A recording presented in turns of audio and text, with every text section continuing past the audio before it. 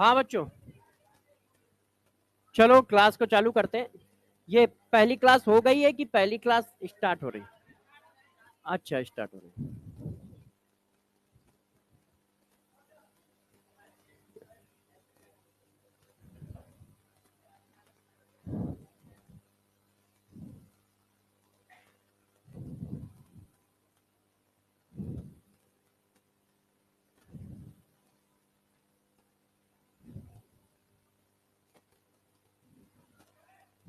हाँ बेटे, good morning. जब जाग जाओ तभी सवेरा है। जल्द।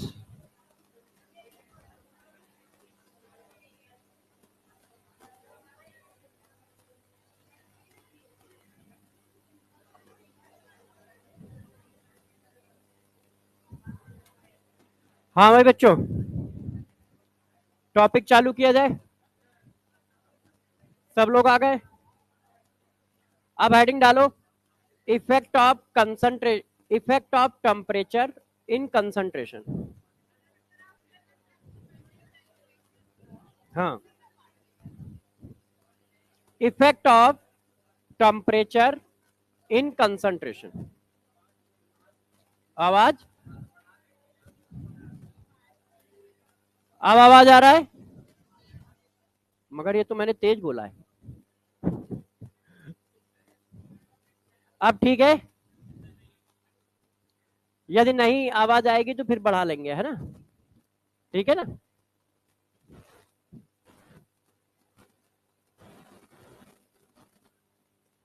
अब जरा देखो बच्चों, effect of temperature in concentration.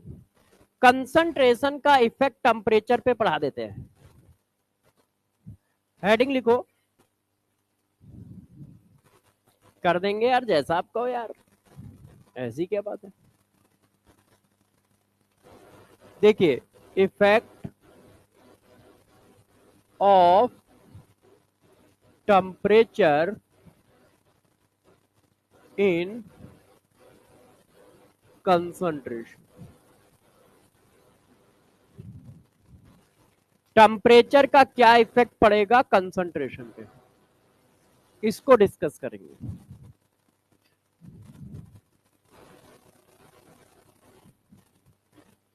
देखो बच्चों, टेम्परेचर का इफेक्ट किन बातों पे पड़ता है, किन बातों पे नहीं पड़ता है, इसको ध्यान दो। एक होता है मोल, एक होता है मास, एक होता है नंबर।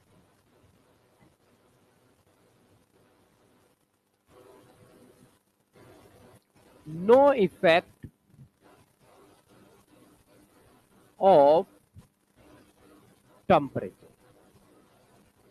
टेम्परेचर का इफेक्ट ना तो मोल पे पड़ने वाला है, ना मास पे पड़ने वाला है, ना नंबर पे पड़ने वाला है। ठीक है? यदि टेम्परेचर वैरी कराते हो 10-5 डिग्री सेंटीग्रेड, तो ना मोल चेंज होंगे, ना नंबर चेंज होंगे, ना मास चेंज होगा। रिएक्शन नहीं होनी चाहिए। मान लो रिएक्शन हो गई तो मोल चेंज ही हो जाएंगे। मगर ये माना जा रहा है कि रिएक्शन की बात नहीं चल रही है, क्योंकि कंसंट्रेशन पड़ रहा हो, तो कंसंट्रेशन में रिएक्शन तो होती नहीं है। ठीक है, तो क्या हुआ पहला पॉइंट? कंसंट्रेशन में मोल, मास और नंबर पर टेम्परेचर का कोई इफेक्ट नहीं पड़ता है। तो टेम्परेचर का इफेक्ट पड़ता किस पे है? वो है अपना भाई वॉल्यूम। इस पर क्या होगा? इफेक्ट करता है टेम्परेचर। इफेक्ट करता है टेम्परेचर। टेम्परेचर का इफेक्ट पड़ता है किस पर? वॉल्यूम पे। यदि टेम्परेचर चेंज करोगे तो वॉल्यूम चेंज होगा। अब बात है डायरेक्टली प्रोपोर्शनल पड़ता है या इनवर्सली प्रोपोर्शनल पड़ता है। भाई इफेक्ट पड़ने का मतलब हुआ कि चेंज करोगे तो वैल्यू चेंज होगी। अब वैल्यू चेंज होगी तो बढ़ाने पे बढ़ेगी कि बढ़ाने पे घटेगी? तो देखो, वैल्यू डायरेक्टली प्रोपोर्शनल होता है टेम्परेचर। टेम्परेचर बढ़ाओगे, वॉल्यूम बढ़ेगा। ठीक है? तो हम लोगों ने दो पॉइंट पढ़े, मास, नंबर और मोल पर टेम्परेचर का कोई इफेक्ट नहीं होता है। मास, नंबर और मोल पे टेम्परेचर का कोई इफेक्ट नहीं होता है। किस पर होता है? वॉल्यूम पे होता है। या फिर इसको उल्टा पढ़ लो, आसान हो जाता है, सिर्फ वॉल्यूम पे टेम्परेचर का इफेक्ट पड़ता है। ऑटोमेटिक हो गया कि उनमें नहीं पड़ता है। तो सिर्फ वॉल्यूम पे टेम्परेचर का इफेक्ट पड़ता है। यदि किसी कंसंट्रेशन टर्म में वॉल्यूम का टर्म है तो वो कंसंट्रेशन टर्म टेम्परेचर से इफेक्ट करेगा, नहीं तो वो कंसंट्रेशन टर्म टेम्परेचर से इफेक्ट नहीं करेगा। क्यों? क्योंकि टेम्परेचर का इफेक्ट सिर्फ वॉल्यूम पे पड़ता है। तो यदि उस कंसंट्रेशन में वॉल्यूम का टर्म होगा तो ये इफेक्ट मारेगा। अब मान लो वॉल्यूम का टर्म ही नहीं है तो इफेक्ट कैसे करेगा, है ना? फॉर एग्जाम्पल जैसे देखो, अब मैंने कहा PPM, PPB, mass percentage, mole fraction, molality. अब इनमें बताओ जरा, वॉल्यूम का टर्म है किसी में भी? नहीं। W1 upon W1 plus W2 into 10 की power 6, W1 upon W1 plus W2 into 10 की power 9, W1 upon W1 plus W2 into 10 की power 2, N1 upon N1 plus N2, mole of solute divided by mass of solvent in KG. इसमें volume का term है? नहीं। इसका मतलब इनमें से कोई भी टेम्परेचर से इफेक्टेड नहीं है। टेम्परेचर चेंज करोगे इनमें से किसी की वैल्यू चेंज नहीं होगी। No effect of temperature, no effect of temperature. इनमें टेम्परेचर का कोई इफेक्ट नहीं पड़ेगा, इनमें टेम्परेचर का कोई इफेक्ट नहीं पड़ेगा। क्यों इफेक्ट नहीं पड़ेगा? क्योंकि इनमें वॉल्यूम का टर्म नहीं है। क्लियर? अब जरा देखो, mass by volume percentage, volume by volume percentage, molarity, normality, इनमें सब में क्या है? वॉल्यूम का टर्म है तो इफेक्ट पड़ेगा। Effect by temperature, affected by temperature, तो ये टेम्परेचर से इफेक्ट करेगी। क्लियर है? कॉन्सेप्ट समझ गए? किस पर टेम्परेचर का इफेक्ट पड़ेगा? ऐसे कंसंट्रेशन जिनके पास वॉल्यूम का टर्म होगा, ऐसे कंसंट्रेशन जिनके पास वॉल्यूम का टर्म होगा उन पर टेम्परेचर का इफेक्ट पड़ेगा। ऐसे कंसंट्रेशन जिनके पास वॉल्यूम का टर्म होगा उन पर कंसंट्रेशन का इफेक्ट पड़ेगा। और यदि वॉल्यूम का टर्म नहीं है तो कंसंट्रेशन का कोई इफेक्ट नहीं पड़ेगा। क्लियर है? बात समझ गए? ऐसे कंसंट्रेशन जिन पर वॉल्यूम का टर्म है उनका कंसंट्रेशन पे इफेक्ट पड़ेगा। ठीक है? इस बात को समझ गए हो? अब तुम समझ गए हो तो चाह रहे होगे कि एक क्वेश्चन करें, तो कर लो। हाँ, नोट करने की बात कर लो, ये लो। ठीक है, आराम से नोट करो।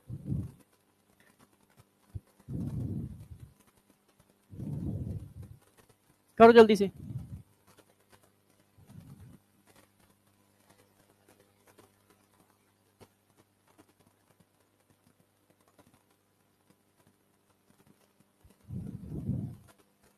आज तुम्हारा दोस्त का है?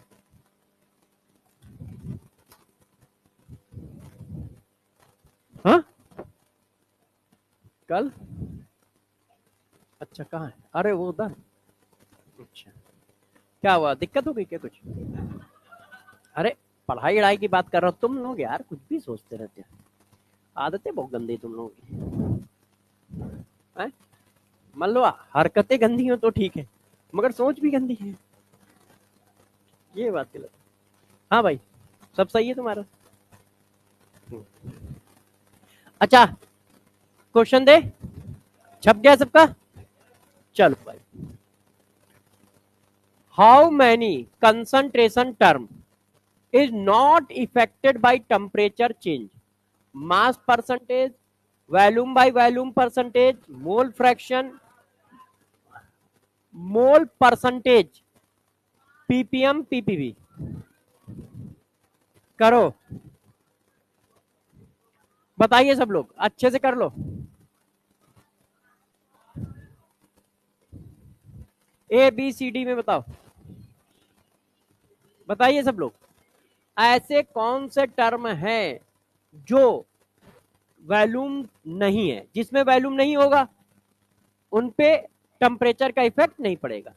अब एक एक करके कर लो। सबसे पहले मास परसेंटेज, तो मास परसेंटेज में वॉल्यूम का टर्म होता है नहीं, है ना, मास अपॉन मास होता है वो, इसमें तो वॉल्यूम दिख ही रहा है। Mole fraction, mole upon mole, mole percentage, mole upon mole, fraction में 100 का मल्टीप्लाई कर दो तो परसेंटेज बन जाता है। तो मोल परसेंटेज का मतलब हुआ N1 upon N1 plus N2 into 100, तो उसमें भी वॉल्यूम का परसेंटेज नहीं है। तो देखो, मोल अपॉन मोल, मोल अपॉन मोल इसमें है, mass upon mass, mass upon mass, तो कितने हो गए, 1 2 3 4 5, 5 ऐसे टर्म है जिन पर टेम्परेचर का इफेक्ट नहीं पड़ेगा। क्यों? क्योंकि इनके पास वॉल्यूम का टर्म नहीं है। यदि वॉल्यूम का टर्म होगा तो इफेक्ट पड़ेगा। इतनी बात क्लियर है कोई सबको? कर लोगे ऐसा क्वेश्चन यदि आ जाए? चलो, अब हम लोग चालू करते हैं अपनी कहानी, स्टोइकियोमेट्री। अब ये क्या होता है, कैसे काम करता है, इसको बताते हैं। बहुत इजी होता है, सारे बच्चों को अपने आप आता है, बस बच्चे कुछ मुझे सिखा देंगे तो मैं भी सीख लूंगा। देखो, स्टोइकियोमेट्री का मतलब क्या होता है, बताओ, सिखाओ आप। यस कह रहे हो तो कौन था, यस कह रहे हो तो सिखाओ तो। हाँ, ये कौन सी भाषा बोल लो यार, हिंदी बोल लो। बताओ बताओ बताओ बताओ पहलवान। यार क्या बात, और कोई?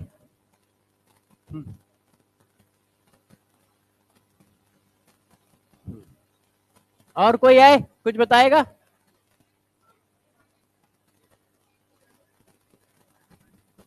अच्छा, स्टोइकियोमेट्री क्या होती है? हम्म, हम्म, सही है। एक मिनट रुक जाओ, दूरबीन ले ले। आप आप बताओ। अच्छा, चलिए देखो बताते हैं। अकॉर्डिंग, देखो यार, अब जरा गौर से समझो, बहुत नॉर्मल सी चीज है, बस आप लोगों को बता दूंगा, समझ जाओगे। देखो क्या होता है, जब कोई केमिकल प्रोसेस चलता है, मतलब जब कोई केमिकल रिएक्शन होती है, तो केमिकल रिएक्शन में दो चीजें एनालाइज की जाती है। एक, प्रोडक्ट का नेचर, जो आप ऑर्गेनिक में पढ़ते हो कि यार अल्कोहल से एसिड बनना है ना, एल्कीन से एल्काइन बनना है, एल्कीन से एल्केन बनना है, या एल्कीन से अल्कोहल बनना है, तो वहां आप नेचर की बात करते हो, आप वहां अमाउंट की बात नहीं करते हो। आपने कभी कहा कितना अल्कोहल बना, आपने कभी कहा कितना एल्कीन बना, नहीं, उसको बोलते हैं क्वालिटेटिव। क्वालिटेटिव का मतलब आप उसके नेचर की बात करो कि वो बन क्या रहा है, उसको बोलते हैं क्वालिटेटिव एनालिसिस।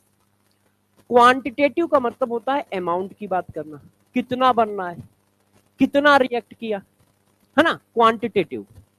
तो स्टोइकियोमेट्री में हम नेचर की बात नहीं करते कि जो बना है वो उसका बिहेवियर क्या है, उससे अपने को लेना देना नहीं है।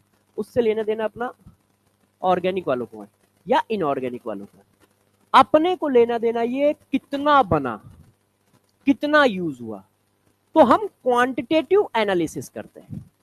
तो quantitative analysis of chemical reaction is known as stoichiometry calculation. Quantitative का मतलब कितना प्रोडक्ट बनेगा, कितना रिएक्टेंट खर्च होगा, कितने वॉल्यूम गैस निकलेगी, ये सब काउंट करना, ये सब काउंट करना। कौन सी गैस निकलेगी मतलब नहीं है, जो बना उसकी फिजिकल प्रॉपर्टी क्या है, उसकी केमिकल प्रॉपर्टी क्या है, मतलब नहीं है। ये रिएक्शन क्यों हो रही है, नहीं हो रही है, होगी कि नहीं होगी, मतलब नहीं है। ये ऑक्सीडेशन है या रिडक्शन है या डिस्प्लेसमेंट है या SN1 है, SN2 है, E1 है, E2 है, या कुछ भी है, अपने को कोई मतलब नहीं है। अपने को मतलब किस बात से, क्वांटिटेटिव एनालिसिस।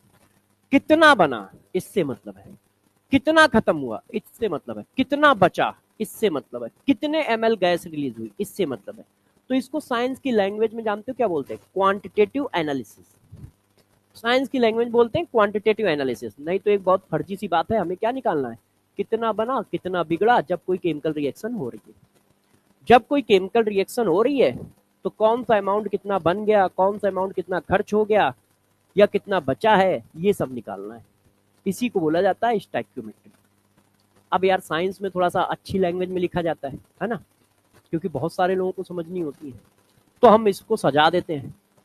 अब सजा देते हैं तो टफ दिखने लगता है कि स्टैक्योमेट्रिक कैलकुलेशन क्या है? Quantitative analysis of any chemical reaction. अब ये थोड़ा सा अच्छा लगा कि हाँ साउंड गुड, कि कुछ बड़ी चीज पढ़ी हम लोगों ने। नहीं तो क्या है, कुछ नहीं है। रिएक्शन हो रही है तो भाई कितना प्रोडक्ट बन गया, कितना रिएक्टेंट खत्म हो गया, इसकी कैलकुलेशन करनी है, इसकी कैलकुलेशन करनी है। तो स्टैक्योमेट्री क्या होता है? Quantitative analysis. इसमें क्या करते हैं? Quantitative analysis, quantitative analysis of reactant और product in a chemical reaction, in a chemical reaction। किसी केमिकल रिएक्शन में रिएक्टेंट प्रोडक्ट की क्वांटिटेटिव एनालिसिस करते हैं, इसको बोला जाता है स्टैक्योमेट्रिक कैलकुलेशन। अब करते कैसे हैं भाई? ये तो हम लोगों ने उसकी डिफिनीशन चिपका दी कि क्वांटिटेटिव एनालिसिस करने को स्टैक्योमेट्रिक कैलकुलेशन कहते हैं। करते कैसे?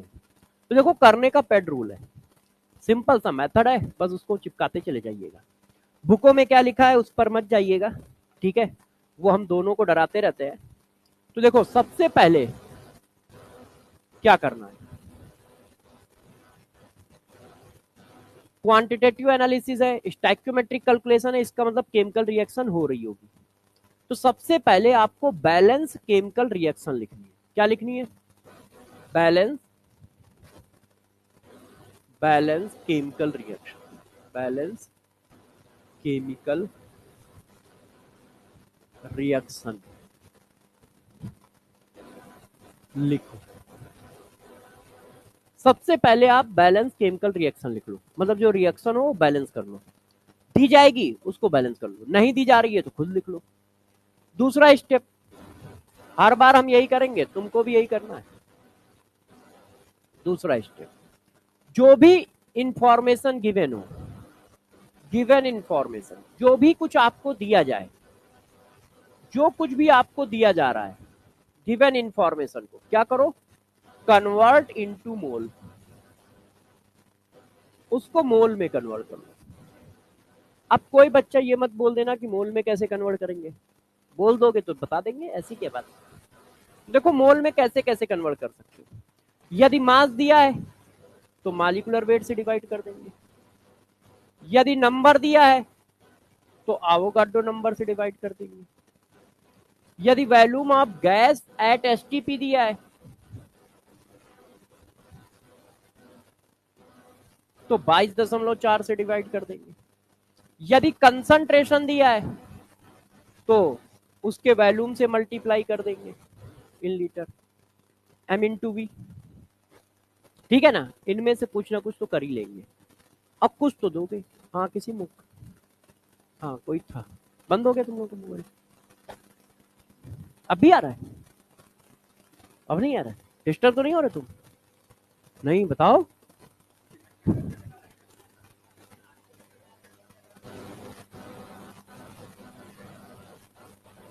शादीशुदा लोग डिस्टर्ब होंगे, वहां पर भी चैन नहीं, यहाँ पर भी चैन नहीं, तो डिस्टर्ब नहीं होगा वो।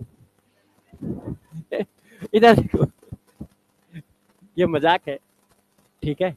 हाँ, तुम लोग बता ना देना कि पता चला हम भी मार खाएं उसके चक्कर में। देखो, step number 1, step number 2, step number 3। अब देखो, मोल की बात हम लोगों ने कर ली। अब क्या हुआ? पहले रिएक्शन बैलेंस करो, फिर गिवन इंफॉर्मेशन को मोल में कन्वर्ट करो। ठीक है? अब जरा देखो क्या करते हैं। सपोज करो ये रिएक्शन है, क्योंकि ना उनका भी एक चैनल है और उसमें और उसमें पता नहीं क्या क्या बढ़ता रहता है। N1A plus N2B gives N3C। हम लोगों ने मान लिया कि कोई एक ये बैलेंस रिएक्शन। ठीक, अब जरा गौर समझना, यहीं पे की पॉइंट है अपना। बैलेंस रिएक्शन में आप क्या लिख सकते हो, देखो इसका मोल अपॉन डिवाइडेड बाय इसका कॉफिशिएंट का रेशियो, मोल अपॉन कॉफिशिएंट का रेशियो आपस में बराबर होता है। मोल बराबर नहीं होते, कॉफिशिएंट बराबर नहीं होते, मगर मोल अपॉन कॉफिशिएंट का रेशियो हमेशा बराबर होता है। आप बराबर कर सकते हो, आप बराबर कर सकते हो। चाय नाश्ता मंगवाए, बताओ भाई। वीआईपी लोग तो देर से ही आते हैं, हम लोग फर्जी लोग हैं जो जल्दी चले आते हैं। हाँ, अब भाई का जब मुंगेरी लाल का सपना टूटा तब वो चला, है ना। 2-4 हॉस्पिटल के मालिक बन गया था, अचानक टूटा तो पता चला अच्छा अभी तो पढ़ाई चल रही है, तुरंत वापस क्लास में आया वो। देखो मैंने क्या बताया, कोई रिएक्शन है तो रिएक्शन में उसके मोल अपॉन कॉफिशिएंट का रेशियो, मोल अपॉन कॉफिशिएंट का रेशियो, मोल अपॉन कॉफिशिएंट का रेशियो आपस में बराबर होता है। मोल बराबर होते हैं नहीं, कॉफिशिएंट बराबर होते हैं नहीं, मोल अपॉन कॉफिशिएंट का रेशियो हमेशा बराबर होगा, मोल अपॉन कॉफिशिएंट का रेशियो हमेशा बराबर होगा।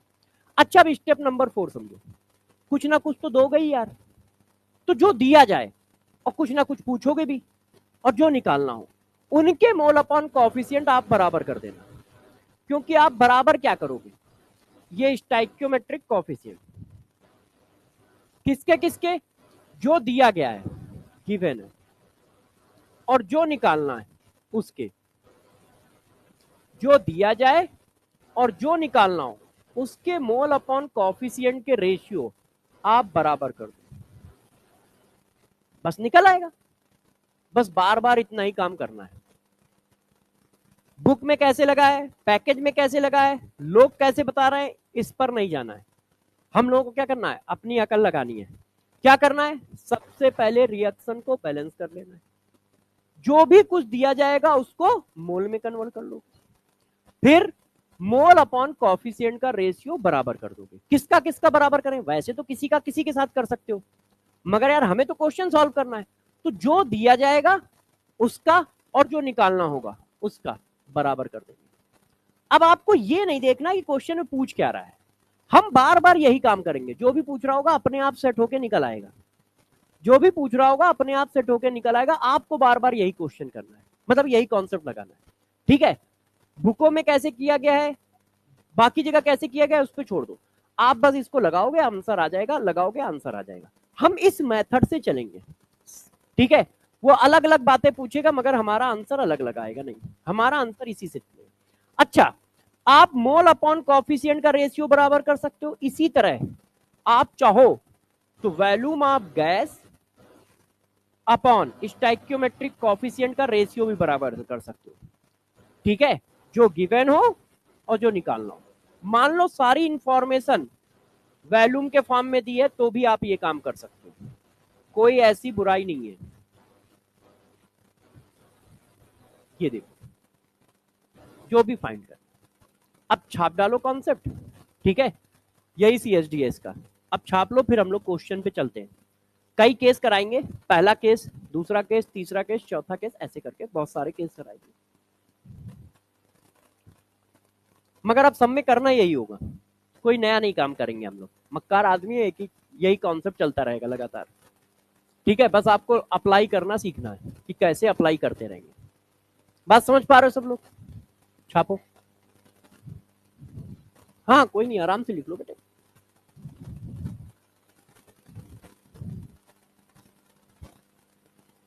समझ पा रहे हो, पीछे उधर भाई सही चल रहा है, कर लोगे। हाँ भाई तुम लोग कर लोगे, छप गया बेटा। अब जरा देखो यार, जब आप सबका छप गया है, नहीं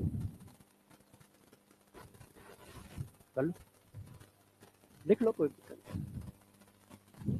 हाँ तो यार देख रहा है तो उसमें गलत बात क्या है, मूवी इतने करोड़ों में बनाई गई है तो देखने के लिए बनाई गई है, वो तो देखने वाले की दिक्कत है कि वो देख कब रहा है। 12 से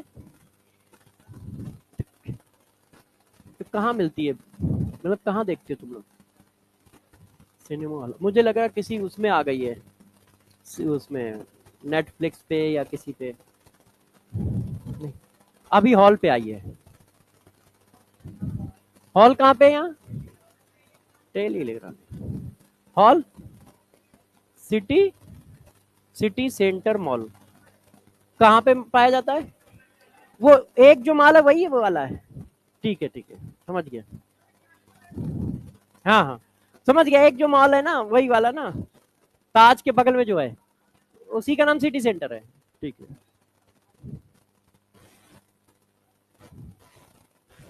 अब जरा देखो, केस नंबर 1,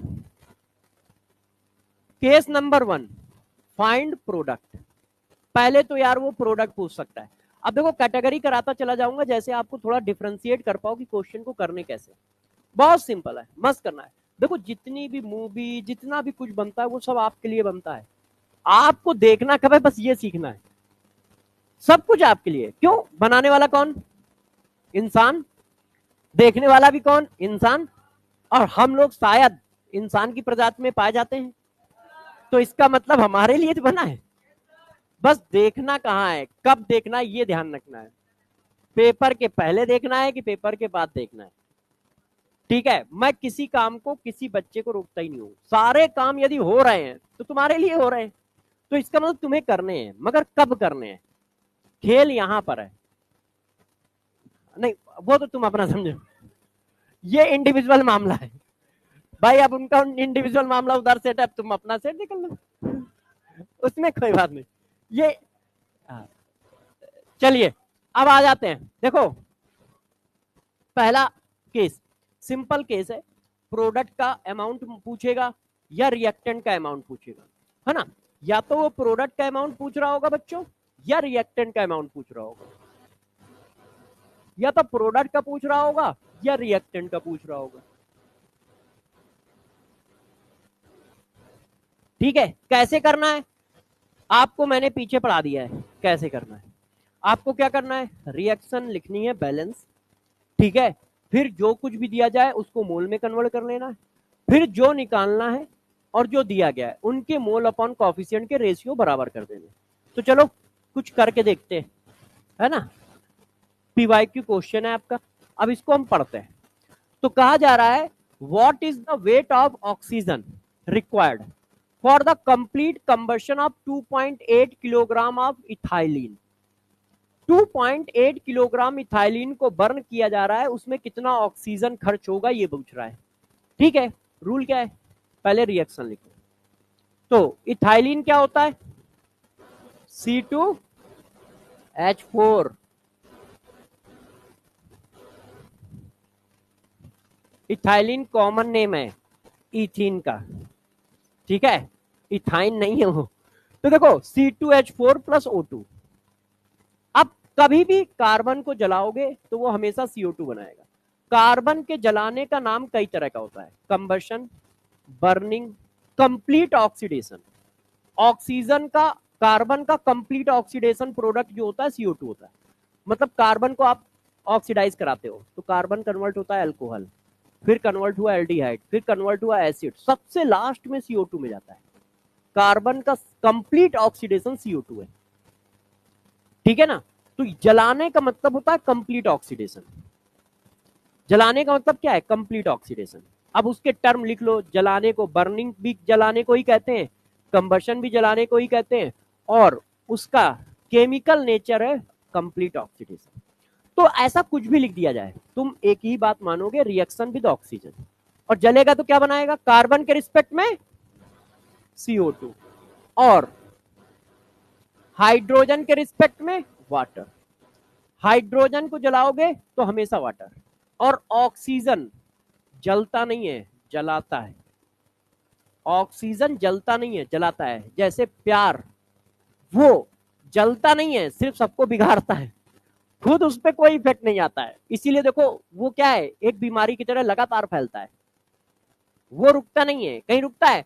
घर वाले रोकते हैं, टीचर रोकते हैं, सब रोकते हैं, मगर लड़के अपना लगे रहते हैं, है? तो जरा देखो, अब देखा इसमें नॉलेज देखो, घटाखट आंसर बता रहे हैं सबके सब, इसमें कुछ पूछो नहीं बताएंगे। अच्छा देखिए, अब बैलेंस करो, कार्बन के रिस्पेक्ट में कार्बन डाइऑक्साइड, हाइड्रोजन के रिस्पेक्ट में वाटर, बैलेंस करो। कार्बन कितने, 2, हाइड्रोजन कितने, ऑक्सीजन देखो 2 दूनी 4 और 6, 6 का मतलब 3। पहला रूल हमारा खत्म हो गया, रिएक्शन बैलेंस कर दी। भाई ने दी नहीं थी तो हमें बैलेंस करनी पड़ी, कभी कभी वो डायरेक्ट दे ही देते हैं।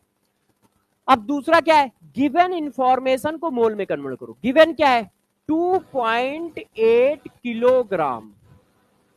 अब यार इसको मोल बना लो, तो मोल का फार्मूला क्या होता है, मास इन ग्राम, ये किलोग्राम है तो gram, mass in gram divided by molecular weight, mass in gram divided by molecular wait.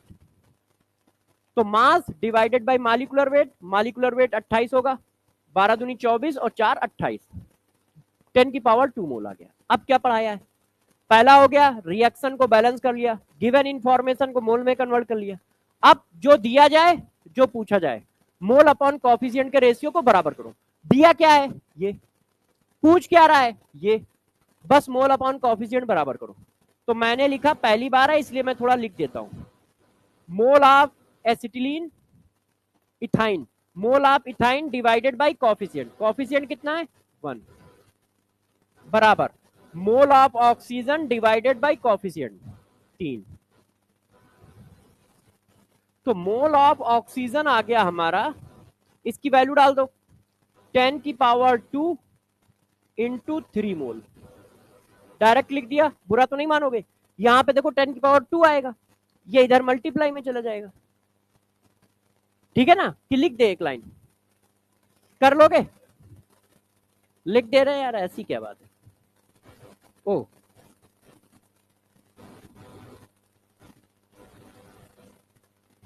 अब ठीक है, इसकी वैल्यू 10⁻², ये 1, ये ऐसे ही लिखा है। अब mole of NO2, mole of O2 क्या आ गया, 3 इंटू 10⁻²। अब मोल को मास बनाना पड़ेगा, क्यों, क्योंकि भाई ने ऑप्शन मास में दिया है, तो मास बनाओ। तो मास बनाने के लिए मॉलिक्यूलर वेट का मल्टीप्लाई। अब मास किस में आएगा, ग्राम में, तो ये आया 96 इंटू 10⁻² ग्राम। अब इसको किलोग्राम बना लो, अब देख लो क्या कोई आंसर बनना है, बस टिक कर दो, ठीक है, टिक कर दिया। क्या किया, रिएक्शन बैलेंस की, जो भी कुछ दिया था मोल बना लिया, और मोल अपॉन कॉफिशिएंट का रेशियो बराबर कर दिया, किसका, जो पूछा गया, किसका, जो निकालना है। क्लियर है। अच्छा, बच्चों ने कहा सर हाँ बेटे, हाँ कोई बात नहीं,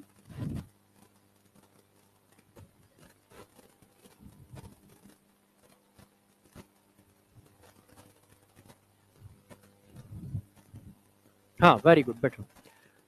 ऑक्सीजन जलाता है, हेल्प करने का मतलब ये है वो खुद इन्वॉल्व हो रहा है, खुद जलता नहीं है। मतलब अब ऑक्सीजन को जलाओ तो कुछ नया बनना चाहिए ना, यदि वो खुद रिएक्शन में पार्टिसिपेट कर रहा है सेल्फ में, तो ऑक्सीजन को जलाने से कुछ नहीं बनता है। ऑक्सीजन दूसरों को जलाता है, और दूसरों को जब जलाता है तो खुद भी इन्वॉल्व होता है, ये देखो, तभी तो ऑक्सीजन आ रहा है ना। तो इस बच्चे क्वेश्चन ठीक है, इसने ये पूछा कि सर आपने कहा कि ऑक्सीजन हेल्प करता है, मैंने ये नहीं कहा है, मैंने कहा ऑक्सीजन जलाता है, तो वो खुद इन्वॉल्व होगा, खुद इन्वॉल्व होकर ये काम कर रहा है ना। मगर यदि कहो कि सिर्फ हमें ऑक्सीजन की बर्निंग करनी है, तो सिर्फ ऑक्सीजन की बर्निंग नहीं होगी, क्यों, ऑक्सीजन दूसरों को जलाता है, वो खुद नहीं जलता है ना। जैसे मैं एक क्वेश्चन दे दूं, वैसे ये क्वेश्चन आप लोगों में आएगा नहीं, क्योंकि वो GS में पूछते हैं कि भाई इनमें से कौन से मॉलिक्यूल का कंबशन किया जा सकता है, कार्बन, नाइट्रोजन, हेलोजन, ऑक्सीजन।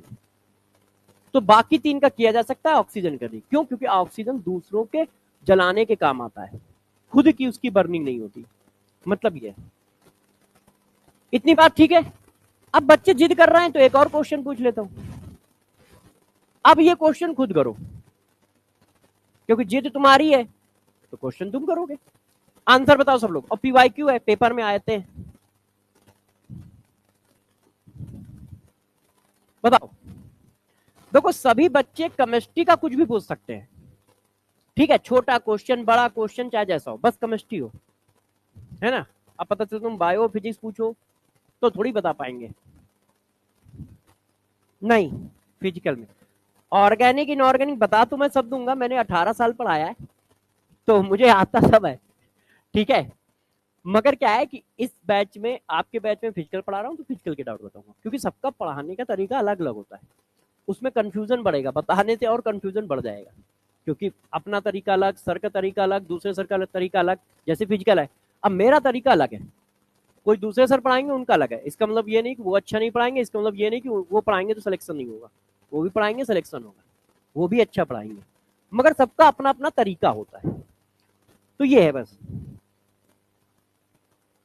छापो और आंसर दो, जो कहा है वही करना, उससे डगमगाना नहीं, ये ध्यान रखना, अपना कुछ मत लगा देना कि जबरदस्ती कुछ लगा दिया तुमने, जो तुमने बुक बुक में पढ़ रखा है। हाँ पता नहीं मेरे को यार, मैं तो बस लिख देता हूँ, क्या पढ़ भी लूँ। अच्छा, liquid benzene burn in oxygen according to the equation, ठीक है। How many litre of oxygen at STP will be needed to complete the combustion of 39 gram of liquid benzene, ठीक है। ऑक्सीजन का वैल्यूम चाहिए, मोल बन गया तो वैल्यूम निकाल लोगे, तो बस मोल निकाल दो। रिएक्शन लिखो, लिखिए, रिएक्शन बैलेंस है, बैलेंस है, तो पहला स्टेप तो वो बेचारा करके दे रहा है, अब तुम दूसरे स्टेप से स्टार्ट कर दो, गिवन इन्फॉर्मेशन को मोल में कन्वर्ट करो, और गिवन इन्फॉर्मेशन को मोल करने कन्वर्ट करने के बाद जो दिया है बेंजीन, जो निकालना है ऑक्सीजन, उनके मोल अपॉन कॉफिशिएंट के रेशियो बराबर कर दो, उनके मोल अपॉन कॉफिशिएंट के रेशियो बराबर करो। हाँ बेटा, डी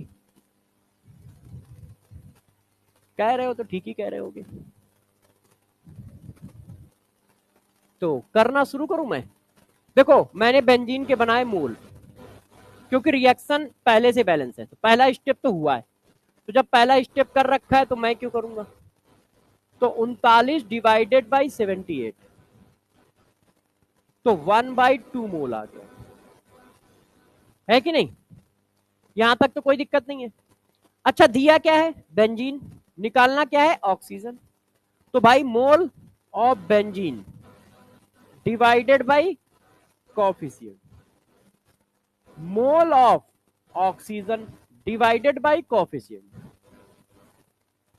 तो मोल ऑफ ऑक्सीजन, ठीक है, 15 divided by 2 into mole of benzene. अब बेंजीन के मोल हम लोगों ने निकाल लिए थे, कितने निकाले थे 1/2, तो ये आ गया 15/4 मोल।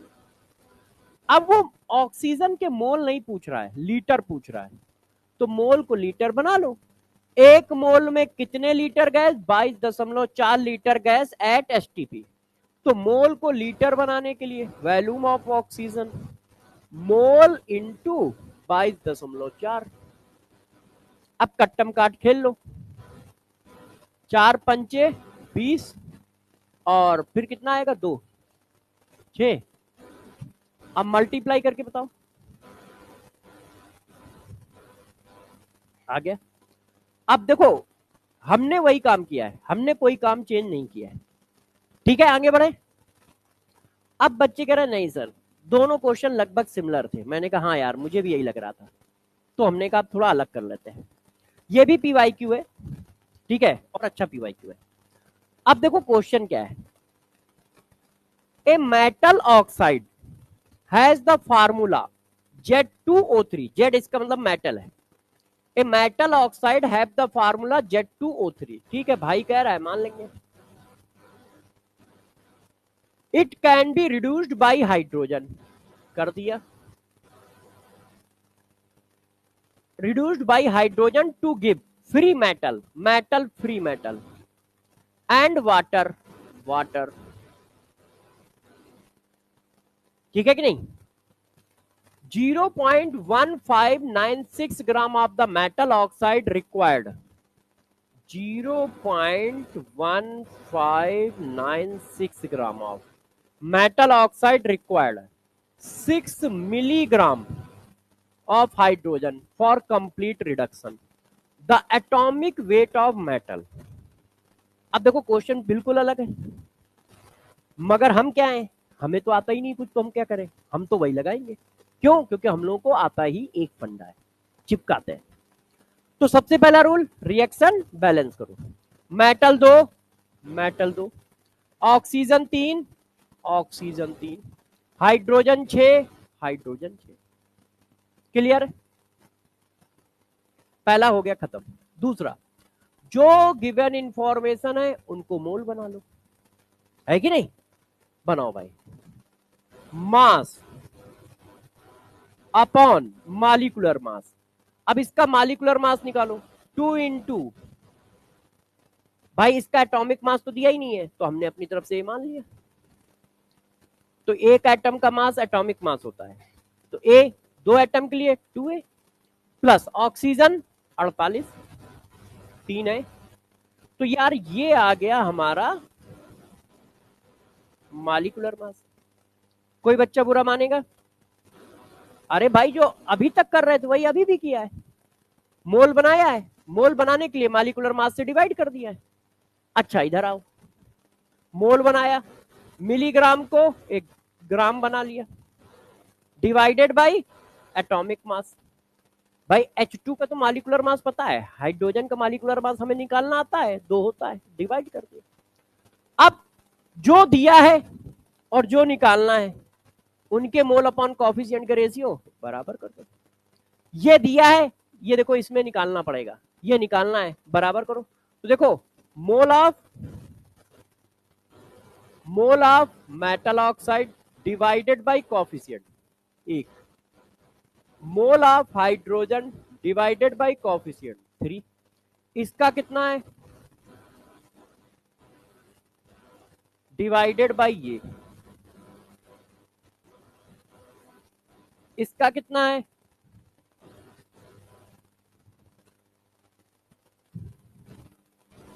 इसको डिवाइड कर लिया है। ठीक है बच्चों, ये देखो, मोल अपॉन कॉफिशिएंट। अब कट्टम काट खेल लो। यदि मैं ऐसे लिखूंगा कोई बच्चा बुरा तो मानेगा नहीं, इसको नीचे ले आया,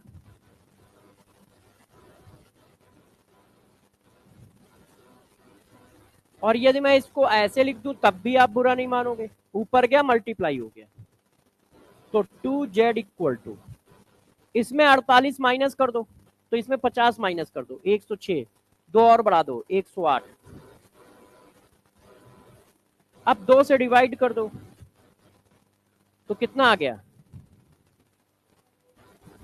54.8। देख लेना, मैंने तो आंसर के देख के लिख दिया है। ठीक है, इसके आसपास आ रहा होगा।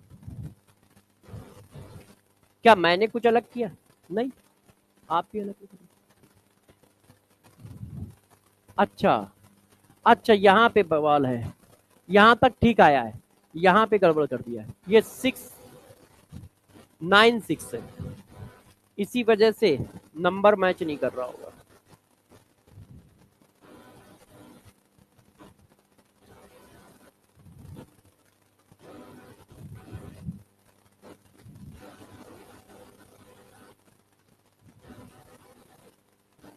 एक 111.6 है ना, 48 माइनस हो जाएगा, तो 50 माइनस कर दिया, 9, 2 और बढ़ गया 11। ठीक है, सही है।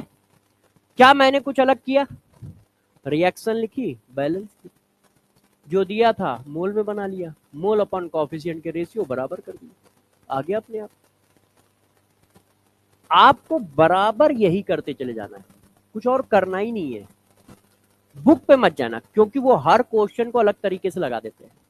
मैं भी एक क्वेश्चन को कम से कम 4 से 5 तरीके से सॉल्व कर सकता हूँ, मगर प्रॉब्लम ये है कि पेपर देने जाएगा बच्चा, उसको सब कुछ पढ़ना है, और वो बेचारा कैसे याद रखेगा इतनी बातें। तुमने तो 20 साल में अर्जित किया है, चिपकाए पढ़े हो कुछ भी है? भाई तुमने तो 20 साल में पढ़ के सीखा और चिपका दिया, अब उससे उम्मीद कर रहे हो वो 8 महीने में उसका सीख ले, तो यार ये उम्मीद तो कुछ ज्यादा नहीं है, जरूरत से ज्यादा है। तो उसको उतना उस स्टाइल से दो जैसे वो जल्दी से सीख भी सके और परफॉर्म भी कर पाए। कर लोगे? चलो अब आप जिद कर रहे हो तो और पूछते हैं। देखो केस नंबर 2, वही स्टाइक्योमेट्री चल रही है। सक्सीसिव रिएक्शन। सक्सीसिव रिएक्शन क्या है? यही काम करना है मगर थोड़ा सा पैटर्न चेंज हो रहा है। अभी तक आप एक रिएक्शन से लड़ाई कर रहे थे, अभी तक क्या कर रहे थे? एक रिएक्शन से लड़ाई। अब रिएक्शन हो जाएंगी दो। सक्सीसिव रिएक्शन का मतलब होता है पहली रिएक्शन का प्रोडक्ट दूसरी रिएक्शन का रिएक्टेंट। सक्सीसिव रिएक्शन का मतलब क्या होता है? फर्स्ट रिएक्शन का प्रोडक्ट सेकंड रिएक्शन का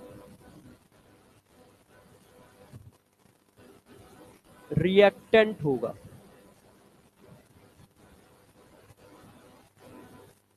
पहली रिएक्शन का प्रोडक्ट दूसरी रिएक्शन का रिएक्टेंट होगा, यह है सक्सीसिव।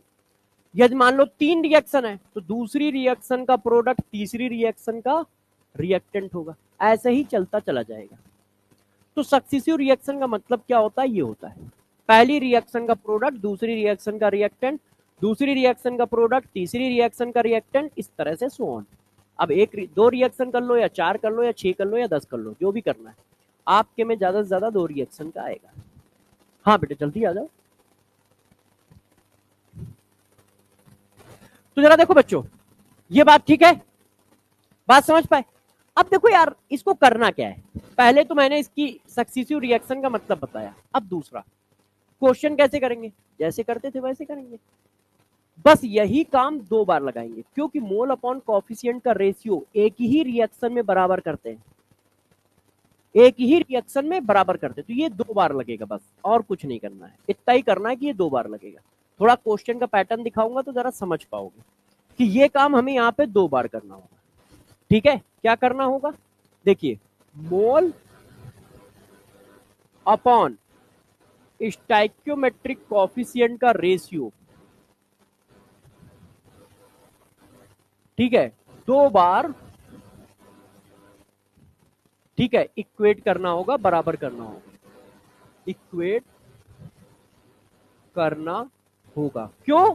क्योंकि रिएक्शन 2 है, 3 होंगे तो 3 बार करना पड़ेगा, 4 होंगे तो 4 बार करना पड़ेगा।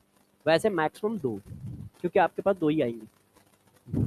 अब जरा देखो क्वेश्चन आएगा कैसे, करेंगे कैसे। ठीक है, वही काम करना है, कोई काम चेंज नहीं करना है, बस एक की जगह 2 बार कर देना है। ठीक है, और कैसे वो आपको दिखेगा, नहीं कोई नहीं, पकड़ लो आप यार, इसमें क्या गलत बात है? जो अब सर मारे भाई, देख लो, चलो कोई बात नहीं। अब देखिए कार्बन प्लस ऑक्सीजन मिलके बनाते हैं क्या? CO2। सही है। अब CO2 जो होता है वो NaOH के साथ मिलके बनाता है सोडियम कार्बोनेट प्लस वाटर, ऐसे। अब जरा देखो क्या ये सक्सीसिव रिएक्शन है? पहली रिएक्शन का प्रोडक्ट दूसरी रिएक्शन का रिएक्टेंट है। देखो 2 रिएक्टेंट है, उसमें से एक CO2 है।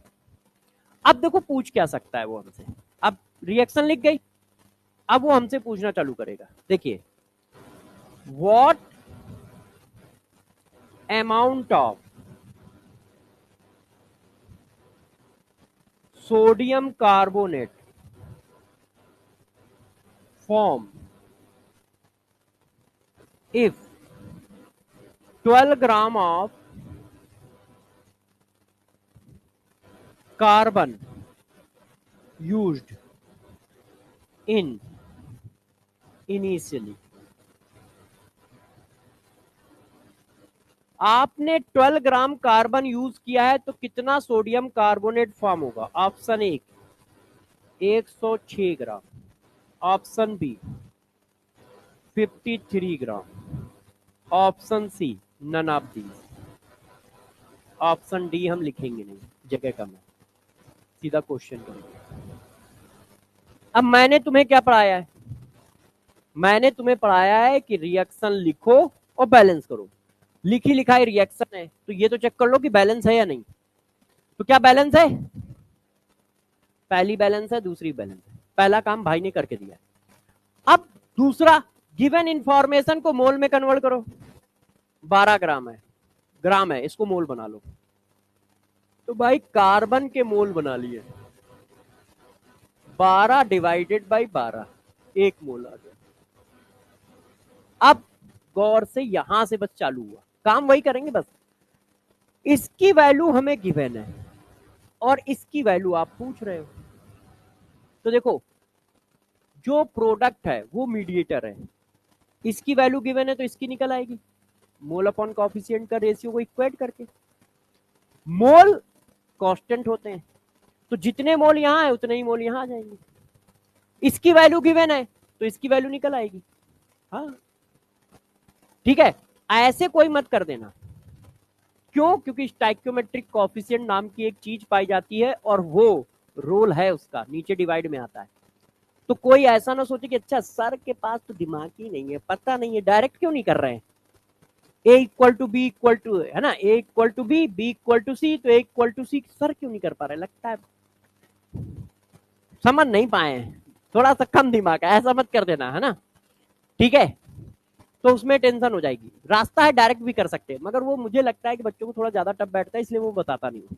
डायरेक्ट भी कर सकते हैं, मगर देखो तो आप क्या करोगे, एक बार बराबर किया फिर दोबारा बराबर कर दिया। एक बार बराबर करना आता ही है तो यही काम 2 बार कर देंगे यार, ठीक है ना। तो मैंने क्या किया भाई, हमें ये निकालना है, गौर से पकड़ो एक बार, रुक जाओ फिर आराम से करना। हमें ये निकालना है, यदि ये निकालना है तो इस रिएक्शन में किसी एक की भी वैल्यू मिल जाए, हम मोल अपॉन कोएफिशिएंट बराबर कर देंगे। किसी भी एक की मिल जाए तो हमें इसकी वैल्यू दिखेगी, क्यों? क्योंकि ऊपर से निकाली जा सकती है ना। तो हम क्या करेंगे, कार्बन डाइऑक्साइड की वैल्यू निकालेंगे, वो हमें ऊपर से मिल जाएगी। तो अब देखो मैंने किया, डायरेक्ट कर रहा हूं, डायरेक्ट लिख दू कोई? हाँ डायरेक्ट कर दू, कोई दिक्कत तो नहीं है। देखना मैं डायरेक्ट लिख रहा हूं, देखो mole upon coefficient, mole upon coefficient. तो मोल ऑफ CO2 कितना आ गया, 1 मोल, पहली बार बराबर हो गया।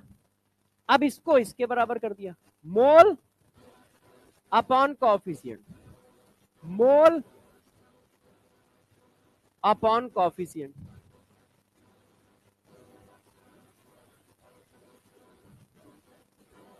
एक मोल आ गया। अब मोल को क्या बना लो, मास बना लो, मॉलिक्यूलर वेट से मल्टीप्लाई।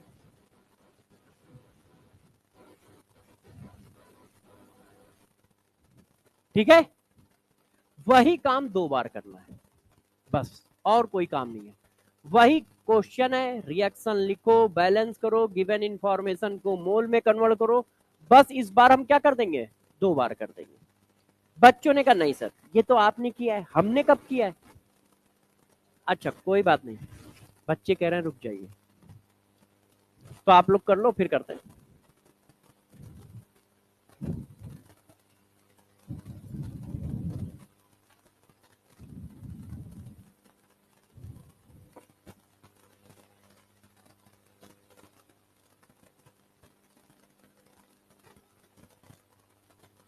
सभी बच्चों को असाइनमेंट मैंने दे दिया था, PNS एन MRP है क्या था यार, MPS, एक तो इतने सारे DPP बना डाले। हाँ MPS और RPS, लास्ट ईयर PNS बनाया था। हाँ अब वो लास्ट ईयर बनाया था तो अब लास्ट ईयर।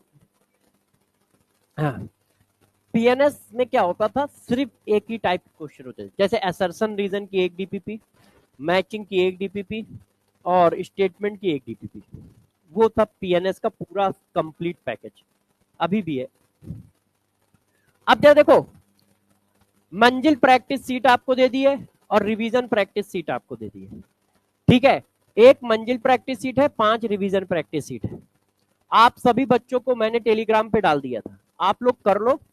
जिस दिन चैप्टर खत्म होगा उसके बाद 2 दिन दिए जाएंगे और तीसरे दिन उसी में टेस्ट होगा क्विज के फॉर्म में, तीसरे दिन उसी में टेस्ट होगा क्विज के फॉर्म में, उस टेलीग्राम पे। यहाँ क्या होगा, यहाँ क्लास वो हो जाएगी ना हैम्पर, और यहाँ कराऊंगा कैसे, तुम बैठ के टेस्ट दोगे कैसे, इतने पास पास सब छाप डालोगे।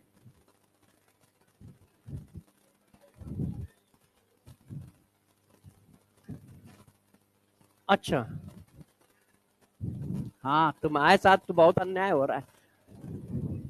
अब तुम जो अन्याय कर रहे हो उसके लिए क्या किया जाए? जीने नहीं दे रहे हो, पढ़ाने नहीं दे रहे हो। हाँ जल्दी जल्दी छापो भाई। ठीक है, तो मेहनत करते रहो, सारा कुछ करा दूंगा, टीपीपी करा दूंगा, पैकेज करा दूंगा, सब करा दूंगा, मगर आपका काम है करना। अब जरा देखो यार, बच्चों ने जिद की, बच्चों ने कहा सर यहाँ पे थोड़ा सा चीटिंग हुई है। मैंने क्या? बच्चों ने कहा ये वाला क्वेश्चन आपने किया था, हमने नहीं किया था, अब आप हमें क्वेश्चन दो। मैंने कहा लो यार क्वेश्चन। देखिए, डरिएगा नहीं। क्या नहीं होना चाहिए? डरना नहीं है। देखो,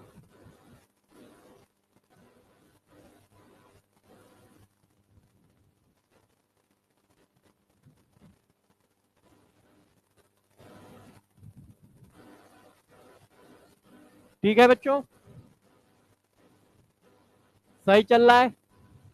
ये देखो, ठीक है, एस है, सल्फर है, वो 5 नहीं है, ठीक है, बड़ा गंदा सा बनाता हूं मैं। एस, देखो बच्चों, what amount of sulphur required to formation of 8 gram या to formation of 0.1 mole SO3 gas. अब इस बार मैं नीचे से ऊपर की ओर गया हूं। पिछली बार क्या किया था? मैंने इसकी वैल्यू देके इसकी वैल्यू पूछ दी थी। अब मैंने क्या किया? इसकी वैल्यू देके उधर किया है, तो काम तो वही करना है यार। है, अब कैसे करना है आप जानो, मैं ऑप्शन छापता हूं। टिंग टोंग।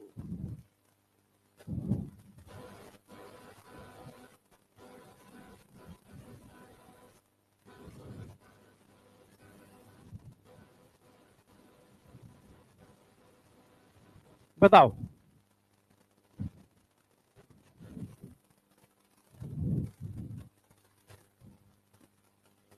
मार खा जाओगे, आराम से सॉल्व करो, आराम से सॉल्व करिए सभी लोग।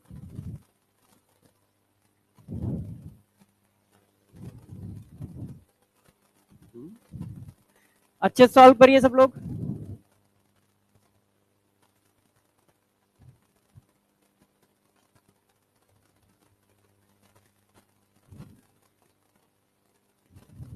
बताइए।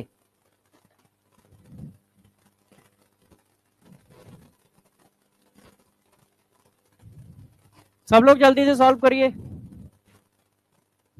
गलत सॉल्व करने की नहीं हो रही है, ध्यान रखना, सही सॉल्व करने की हो रही है। तुम इतनी कॉपी इतनी कैसे ले आते हो यार, इतनी बटोर के? अरे क्या बात है यार, ये देख उड़ा। कोई नहीं,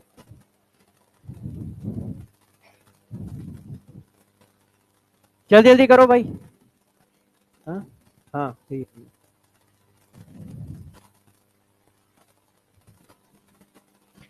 जल्दी जल्दी छापो छापो, आंसर बताओ। ओह, बेकार दिया। छप गया? कितना आंसर आ रहा है? अब बच्चे कह रहे हैं तो देखते हैं सही कह रहे हैं गलत। देखो, यदि इसकी वैल्यू निकालनी है तो इनमें से कोई एक चीज मिल जाए। मैंने देखा कि ये दोनों में पाया जा रहा है, यहां पर भी है, यहां पर भी है, तो मैंने क्या किया? इसकी वैल्यू गिवन है तो इसको निकाल लिया। जो मोल यहां होंगे वही मोल यहां होंगे, तो मैंने लिखा मोल, डायरेक्ट कर दूं, मोल upon coefficient, mole upon coefficient. तो मोल ऑफ SO2 भी आ गए 0.1। अब इसके मोल मिल गए, यहां भी लगा दो, मोल upon coefficient, mole upon coefficient. तो मोल ऑफ सल्फर भी आ गया 0.1 मोल। अब इसको मोल को मास बना लो, तो मैंने एटॉमिक वेट से मल्टीप्लाई कर दिया। ठीक है, तो ये 32 लिखा है, 3.2 नहीं लिखा है। हाँ, एक बार बता देता हूं, गौर सुनो। हमेशा प्रोडक्ट को लोगे, जो इस रिएक्शन का प्रोडक्ट हो उसको लोगे। अच्छा पूछ लिया, लिख देता हूं, रिएक्टेंट को नहीं लोगे। उसका रीजन है, पता नहीं ये एक्सेस में यूज हुआ है, लिमिटिंग अमाउंट में यूज हुआ है, पता नहीं। तो हमेशा प्रोडक्ट को लेना है। ठीक है, हमेशा प्रोडक्ट को लोगे। जैसे ये दिया है, ये निकालना है, तो इस रिएक्शन का प्रोडक्ट, इस रिएक्शन का प्रोडक्ट लेना है, ऑक्सीजन नहीं लेना है, ध्यान रखिएगा। इक्वल होता है, मगर इस ऑक्सीजन का रेशियो इसके इक्वल होगा। ठीक है, अब इस ऑक्सीजन का रेशियो इसके इक्वल होगा, मगर आपने क्या किया, ये कहा कि ये जो ऑक्सीजन है उतने ही मोल यहां यूज हुए हैं, ऐसा कुछ नहीं है। क्यों? क्योंकि ये ऑक्सीजन यहां नहीं आया है, ये जो प्रोडक्ट बना है वो यहां आया है। चेक करो, क्या ये ऑक्सीजन, ये वाला ऑक्सीजन यहां आया है? नहीं। तो ये बराबर नहीं है, अलग अलग है, कोएफिशिएंट बराबर है, अमाउंट बराबर नहीं है। तो कभी भी, अच्छा क्वेश्चन है, ध्यान रखो, सब लोगों को कंफ्यूजन आ सकता है, एक को आ सकता है तो कई को आ सकता है। ऑलवेज ऑलवेज ऑलवेज प्रोडक्ट का माइग्रेशन करोगे, रिएक्टेंट का नहीं। क्यों? दिखने की बात लग रही है कि ये दोनों सेम है, गौर से मेरी बात समझना। इस रिएक्शन में हो सकता है ऑक्सीजन जो है 2 ग्राम यूज हुआ हो, इस रिएक्शन में हो सकता है ऑक्सीजन 10 ग्राम यूज हुआ हो, मगर ये उतना ही यूज हुआ होगा। क्यों? क्योंकि जो बना है वो यहां खर्च हुआ है, जो बना है वही यहां पे खर्च हुआ है, सक्सेसिव रिएक्शन। तो ऑलवेज प्रोडक्ट की वैल्यू निकालना। जैसे हो सकता है एक आध बच्चे ने ऑक्सीजन की वैल्यू निकाल दी, हाँ, तो कभी मत निकालना, ऑलवेज प्रोडक्ट की। ठीक है, क्योंकि इसको हम बराबर नहीं कर सकते, ये दो अलग अलग रिएक्शन है और उनके अमाउंट अलग अलग हैं। मगर प्रोडक्ट को इसलिए बराबर कर सकते हैं क्योंकि तुम सक्सेसिव रिएक्शन की मीनिंग होती है कि जो प्रोडक्ट बना उसका सारा का सारा अमाउंट ले जाके हमने दूसरी रिएक्शन के कंटेनर में डाल दिया, तभी उसको सक्सेसिव रिएक्शन कहते हैं। ठीक है ना? अच्छा, अब इस तरह का क्वेश्चन कर लोगे। अब बात करते हैं case number 3, yields of product. Yields of product निकालने को कहा जाता है। तो ये यील्ड्स ऑफ प्रोडक्ट क्या होता है ये बताता हूं। ये सब स्टोइकियोमेट्री में ही चल रहा है, बुकों में सब मिक्सअप दिया रहता है, उसको मैंने क्लासिफाई किया है जैसे आप अच्छे से क्वेश्चनों को निकाल पाओ। अब देखो, यील्ड ऑफ प्रोडक्ट का मतलब क्या है, गौर समझना। कोई बच्चा बताएगा यील्ड का मतलब क्या है, यील्ड ऑफ प्रोडक्ट का मतलब? हाँ हाँ, कितने परसेंट रिएक्शन हुई है, रिएक्शन कितने परसेंट हुई है, प्रोडक्ट उसी के रिस्पेक्ट में बनता है। यील्ड ऑफ प्रोडक्ट का मतलब होता है रिएक्शन कितने परसेंट हुई है या रिएक्शन कितने परसेंट होगी, इस बात को बताता है। क्योंकि जो रिएक्शन का परसेंटेज होगा उसी के रिस्पेक्ट में प्रोडक्ट बनता है। यदि रिएक्शन 50% हुई है तो उसके रिस्पेक्ट में प्रोडक्ट आएगा, रिएक्शन 60% हुई है तो उसके रिस्पेक्ट में प्रोडक्ट आएगा। तो यील्ड ऑफ प्रोडक्ट का मतलब होता है रिएक्शन कितने परसेंट हुई है। मतलब यदि वो कह रहा है यील्ड ऑफ प्रोडक्ट बताओ, इसका मतलब तुम क्या निकालोगे, कितने परसेंट रिएक्शन हो रही है, कितने परसेंट रिएक्शन हो रही है, इसका मतलब ये यील्ड ऑफ प्रोडक्ट का मतलब कितने परसेंट रिएक्शन हो रही है या हुई है। पहला पॉइंट समझ गए? अच्छा, अब दूसरा पॉइंट समझो, ये निकाला कैसे जाएगा, ये निकाला कैसे जाएगा, देखना आपको कितना आइडिया है इस चीज का। बस मैं क्वेश्चन एक देता हूं। देखो, 10 मोल कार्बन लिया, उसमें से 4 मोल बर्निंग में पार्टिसिपेट कर रहा है। 10 मोल कार्बन लिया, उसमें से 4 मोल पार्टिसिपेट कर रहा है। बताओ कितने परसेंट पार्टिसिपेट कर रहा है? कंफर्म है सबको 40%? कैसे किया जरा बताना। 4 ऊपर डाला, 10 नीचे डाला। 4 क्या था, जो पार्टिसिपेट कर रहा है, और 10 क्या था, इनिशियल, है ना? बस यही करना है। इसका मतलब 40% ईल्ड है। ईल्ड ऑफ रिएक्शन कितनी है? 40%। इसका मतलब 40% रिएक्शन हो रही है, तो 40% के रिस्पेक्ट में प्रोडक्ट आएगा, 40% के रिस्पेक्ट में प्रोडक्ट आएगा, है ना? ये बात क्लियर है? तो समझ रहे हो कैसे निकालना है? जो आप रिएक्शन में पार्टिसिपेट कर रहा है उसको ऊपर डाल लो, नीचे इनिशियल वैल्यू डाल लो, इनटू 100 का मल्टीप्लाई कर रहे हो। तो अब पॉइंट नंबर 2 समझो, यदि यील्ड ऑफ प्रोडक्ट पूछ रहा है, इसका मतलब रिएक्शन 100% नहीं हो रही है। नहीं तो यार 100% मान के ये सारा कर तो डाला, ये सब क्वेश्चन में 100% ही मानी है, इन सब में 100% ही मान के चलते हैं। यदि कहीं कुछ ऐसी बात नहीं है, घटनाएं नहीं है, तो ये मान के ही चला जाता है 100% है। इसीलिए जितना रिएक्टेंट दिया होता है सबका सब पार्टिसिपेट करा के प्रोडक्ट की वैल्यू निकाल देते हो। तो ईल्ड वाला क्वेश्चन है तो दिमाग में ये बैठा लेना कि रिएक्शन 100% नहीं हो रही है, यदि ईल्ड वाला क्वेश्चन है तो दूसरा पॉइंट, रिएक्शन 100% नहीं हो रही है।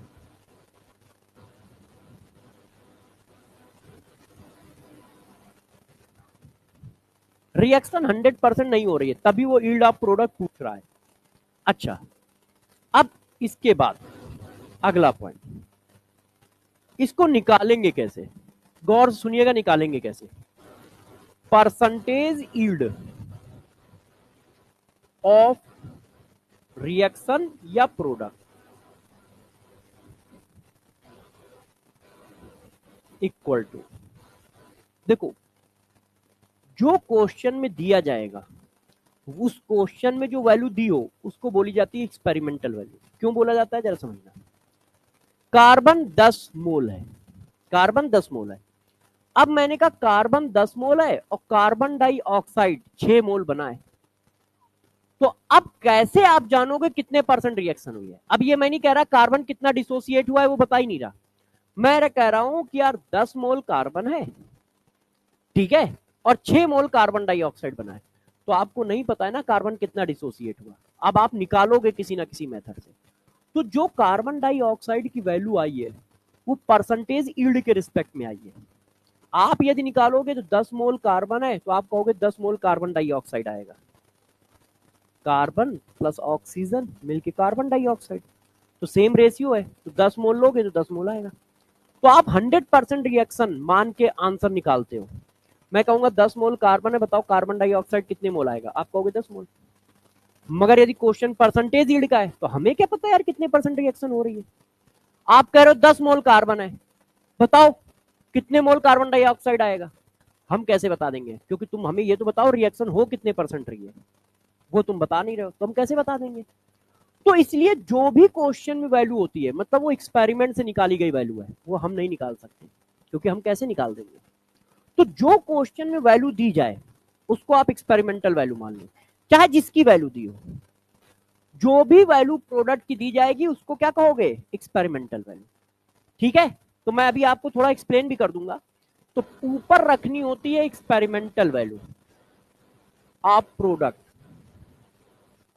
जो भी वैल्यू दी होगी वो एक्सपेरिमेंटल वैल्यू होगी, divided by calculating value of same product. उसी प्रोडक्ट की एक वैल्यू आप निकालोगे, उसी प्रोडक्ट की। वो कैसे निकालोगे? जैसे अभी पीछे पढ़ा रखा है, 100% मानकर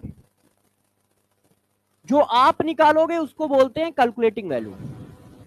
आप निकालोगे, और ये क्या है? क्वेश्चन में गिवन होगा, जिसकी वैल्यू क्वेश्चन में गिवन होगी उसी की वैल्यू आप निकालोगे, जिसकी वैल्यू क्वेश्चन में गिवन होगी उसी की वैल्यू आप निकालोगे। आप निकालते हो तो 100% रिएक्शन मान के निकालते हो, है ना, वो नीचे, और जो एक्सपेरिमेंट में दी होगी वो परसेंटेज यील्ड पर वैल्यू दी होगी। तो experimental value divided by calculating value into 100, experimental value divided by calculating value into 100। तो जो क्वेश्चन में दिया जाएगा वो हमेशा क्या होगा? Experimental value. जो आप निकालोगे वो हमेशा कैलकुलेटिंग वैल्यू, और जिसकी वैल्यू दी जाए उसी की वैल्यू तुम भी निकालोगे, ध्यान रखना। इसीलिए मैंने लिख दिया है सेम प्रोडक्ट, जिसकी वैल्यू क्वेश्चन में दी जाएगी उसी की वैल्यू आप भी निकालोगे, ध्यान रखिएगा।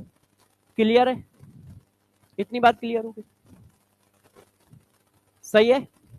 अब देखो मैं क्वेश्चन आपको करके देता हूं, एक क्वेश्चन लिखता हूं जैसे इस बात को आप समझ पाओ। हाँ बेटे, हाँ पूछो पूछो। छाप रहे हो क्या? अच्छा रुक जाओ, पहले पहले समझा दूं फिर आप छापने का टाइम देंगे। थोड़ा क्वेश्चन के थ्रू समझा दूं फिर आप आराम से छापो, कोई ऐसी दिक्कत की बात नहीं है ना। देखिए, एक क्वेश्चन मैंने आपसे ये कहा, ध्यान दीजिए।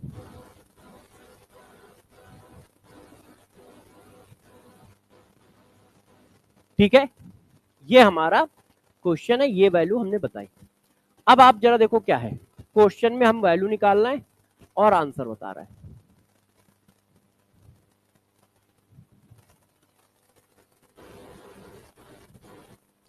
एक mole carbon react with oxygen and form 0.4 mole carbon dioxide gas. अभी मैं कॉन्सेप्ट को समझा रहा हूं, इसलिए ऐसा डाटा दे रहा हूं जैसे जल्दी से कैलकुलेशन कर पाओ। Calculate percentage yield of reaction. तो पहले तो मुझे ये समझ में आना चाहिए कि ये पूछ क्या रहा है।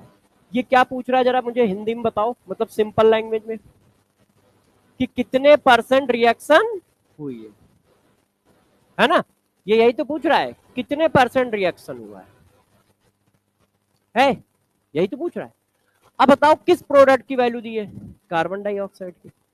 तो जो दी है वो एक्सपेरिमेंटल है, इसका मतलब इसी की वैल्यू हमें निकालनी दी है, इसी की वैल्यू हमें निकालनी दी। Percentage yield experimental upon calculating into 100। Carbon dioxide की जो वैल्यू दी है वो हो गई एक्सपेरिमेंटल। अब कैलकुलेटिंग निकाल दो। अच्छा यूनिट सेम रखना, ऊपर मोल रखा तो नीचे भी मोल, ऊपर ग्राम नीचे भी ग्राम, ऊपर वैल्यूम तो नीचे भी वैल्यूम, चाहे जिस यूनिट में वैल्यू डालो बस यूनिट सेम होनी चाहिए, है ना? क्योंकि मोल से मोल कटेगा, ग्राम से ग्राम कटेगा, वैल्यूम से वैल्यूम कटेगा। अब कार्बन डाइऑक्साइड की वैल्यू निकालो, तो आपको निकालना तो आता ही है, रिएक्शन बैलेंस होनी चाहिए है। गिवन इंफॉर्मेशन को मोल में कन्वर्ट करो, मोल में कन्वर्ट है। एन अपॉन मतलब मोल अपॉन कॉफिशिएंट का रेशियो बैलेंस करो,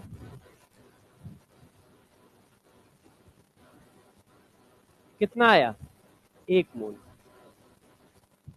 मोल upon coefficient, mole upon coefficient, एक मोल आया, डाल दो जाके। रिएक्शन कितने परसेंट हो रही है? 40%। और ना मानो चेक कर लो, यदि ये 40% डिसोसिएट होगा तो कार्बन कितना बनेगा, कार्बन डाइऑक्साइड कितना बनेगा? 0.4। देखो 0.4 बनना है, 0.4 बनना है। तो जब भी कहीं क्वेश्चन आए आप बस क्या करो, जिसकी वैल्यू प्रोडक्ट में दी हो उसी की वैल्यू निकाल दो, जिसकी वैल्यू प्रोडक्ट में दी हो उसी की वैल्यू निकाल दो। ठीक है, बात समझ पा रहे हो?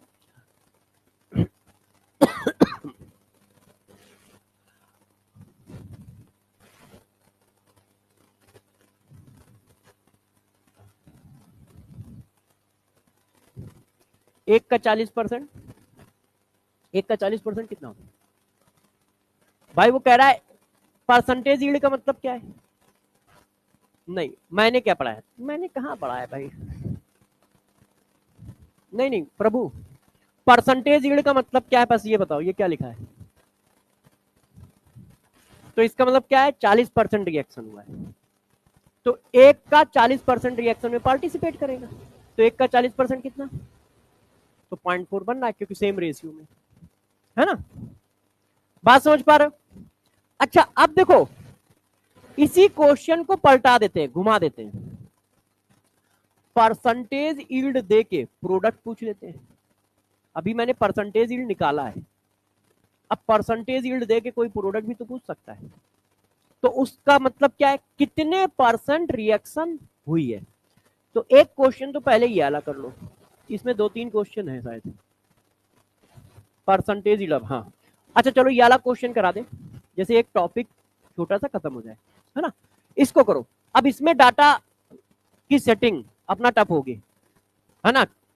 वो तो क्वेश्चन है, बुक का क्वेश्चन होगा, मैंने वैसे इसका चेंज किया होगा थोड़ा बहुत डाटा जरूर। In the following reaction MnO2 plus 4NH, NCERT की बैक एक्सरसाइज का क्वेश्चन है, रिएक्शन वहां से उठाई है, फिर मैंने इसका डाटा चेंज कर दिया है। ये देखना आप एनसीईआरटी की बैक एक्सरसाइज में इक्वेशन लिखिए, मगर वहां परसेंटेज यील्ड ना पूछ के कुछ और पूछा गया था, फिर मैंने इसको इधर उधर कर दिया है।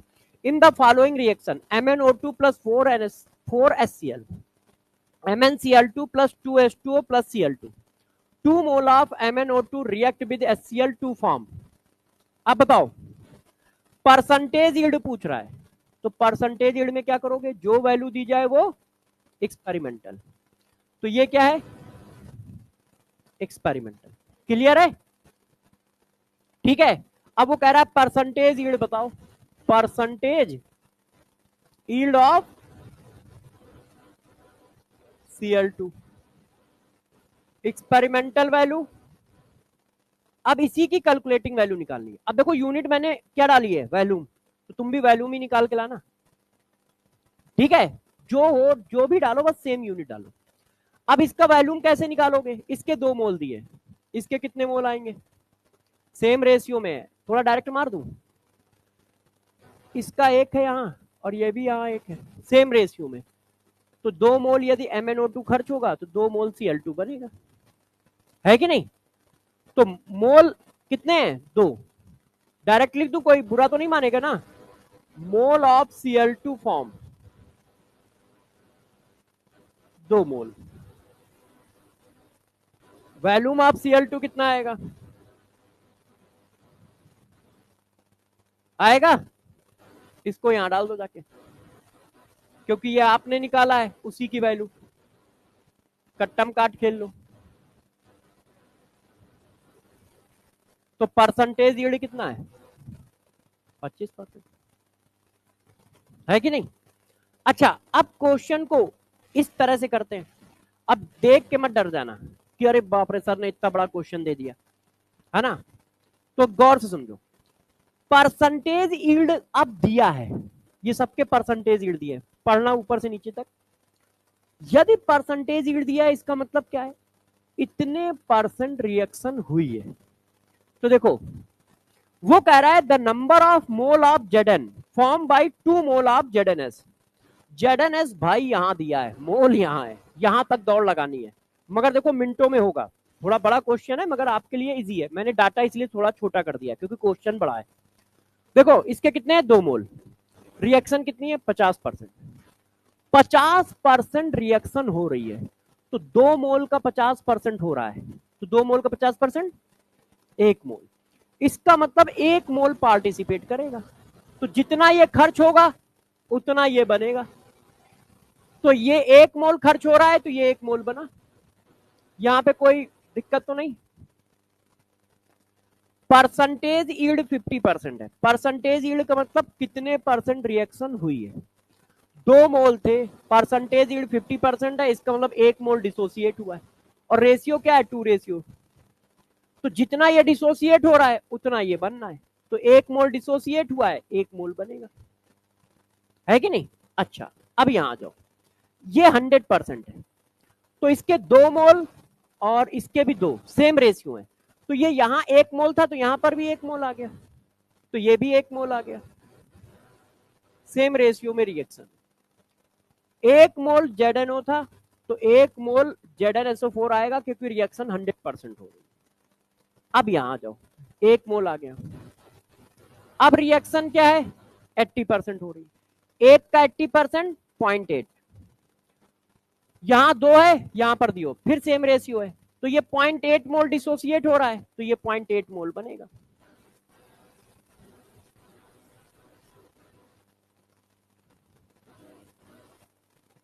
तो हो सकता है वो परसेंटेज यील्ड दे दे। तो परसेंटेज यील्ड देने का मतलब क्या है, कितने परसेंट रिएक्शन हो रही है। पहली रिएक्शन 50% हो रही है, 2 मोल थे तो 50% डिसोसिएट हो रहा है, मतलब 1 मोल डिसोसिएट हो रहा है। जितना ये डिसोसिएट होगा उतना ये फॉर्म होगा। तो ये 1 मोल डिसोसिएट हुआ है तो ये 1 मोल फॉर्म होगी। दूसरी रिएक्शन 100% हो रही है, इसका 1 मोल था तो 1 ही मोल फॉर्म होगा, क्यों, सेम रेशियो है, जितना ये डिसोसिएट होगा उतना फॉर्म होगा। और ये पूरा का पूरा डिसोसिएट होगा क्योंकि रिएक्शन 100% हो रही है, तो ये 1 मोल आ गया। अब ये 1 मोल यहां आ गया। अब ये रिएक्शन 80% हो रही है, तो एक का 80% 0.8, सिर्फ 0.8 मोल ब्रेक हो रहा है, तो 0.8 मोल ब्रेक हो रहा है तो 0.8 मोल फॉर्म होगा क्योंकि सेम रेशियो में। तो बस Zn के मोल आ गए 0.8, Zn के मोल आ गए 0.8। बात समझ पा रहे हो, कर लोगे, सब लोग कर लेंगे। हाँ, अब कल यहां से चालू करेंगे, है ना, याद दिला देना मुझे। हाँ,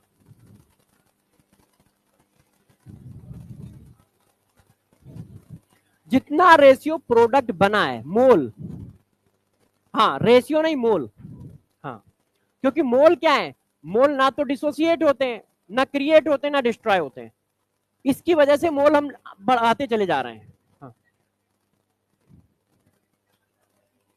बैक कर दें, यही कह रहे हो ना, यहाँ